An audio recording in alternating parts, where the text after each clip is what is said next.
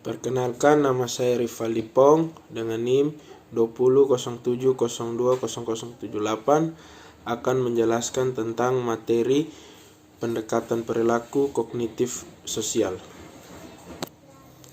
Ada 4 poin yang akan dibahas. Yang pertama, definisi pembelajaran. Yang kedua, pendekatan ilmu perilaku terhadap pembelajaran. Yang ketiga, analisis ilmu perilaku dan pendidikan.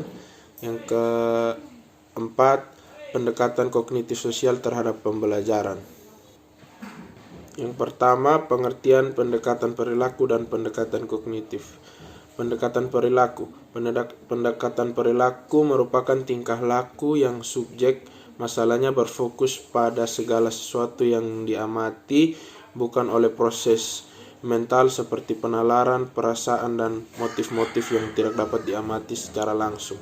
Pendekatan kognitif. Pendekatan kognitif menekankan bahwa tingkah laku adalah proses mental di mana individu aktif dalam menangkap stimulus sebelum melakukan reaksi. Individu menilai stimulus lalu melakukan proses mental sebelum memberikan reaksi atas stimulus yang akan datang. Yang berikut definisi pembelajaran. Pembelajaran dapat didefinisikan sebagai pengaruh yang relatif permanen terhadap perilaku, pengetahuan, serta keterampilan yang berpikir yang diperoleh melalui pengalaman. Yang berikut pendekatan perilaku terhadap pembelajaran. Yang pertama, pengkondisian klasik. Pengkondisian klasik adalah proses di mana suatu stimulus atau rangsangan yang awalnya tidak memunculkan respon tertentu diasosiasikan dengan stimulus kedua yang dapat memunculkan hasilnya. Stimulus pertama pun dapat memunculkan respon. Konsep ini ditemukan oleh Ivan Pavlov. Yang berikut, pengkondisian operan. Pengkondisian operan atau bersifat instrumental adalah suatu bentuk pembelajaran di mana konsekuensinya berupa hukuman dan imbalan dari perilaku biasa menghasilkan perubahan perilaku. Dalam probabilitas bahwa perilaku itu akan terjadi, pencetus teori ini adalah B.F. Skinner. Reinforcement atau penguatan. Konsekuensi yang meningkatkan probabilitas bahwa suatu perilaku akan terjadi. Reinforcement dibagi menjadi 2, yaitu reinforcement positif dan reinforcement negatif. Punishment atau hukuman. Konsekuensi yang mengurangi kemungkinan suatu perilaku akan terjadi. Yang berikut, analisis perilaku dalam pendidikan. Analisis perilaku terapan adalah penerapan prinsip pengkondisian operan untuk mengubah perilaku manusia. Ada 3 penggunaan analisis perilaku yang penting dalam pendidikan, yaitu yang pertama, meningkatkan perilaku yang diharapkan. Poinnya, memilih penguatan yang efektif, menjadikan penguatan kontingen dan tepat waktu, memilih jadwal terbaik untuk penguatan, pertimbangan untuk membuat kontrak.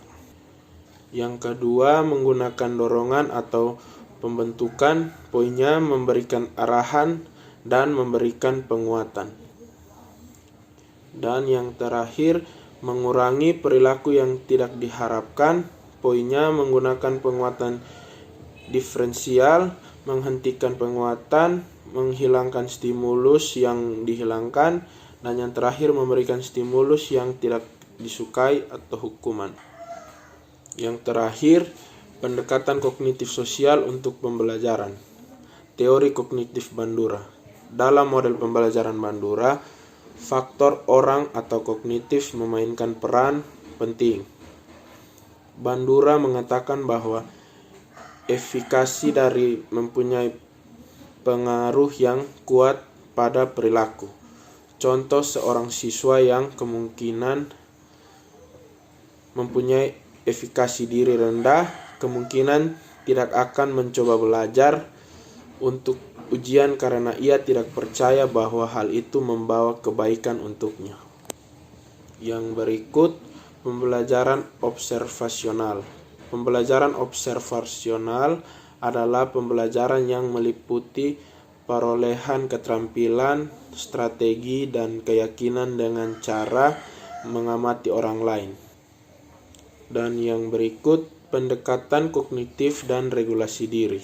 Pendekatan perilaku kognitif, penekanannya adalah untuk membuat siswa memantau, mengelola, dan mengatur perilaku mereka sendiri daripada membiarkannya dikendalikan oleh faktor-faktor eksternal. Yang kedua, pendekatan diri sendiri atas pikiran, perasaan, dan perilaku dengan tujuan untuk mencapai sasaran.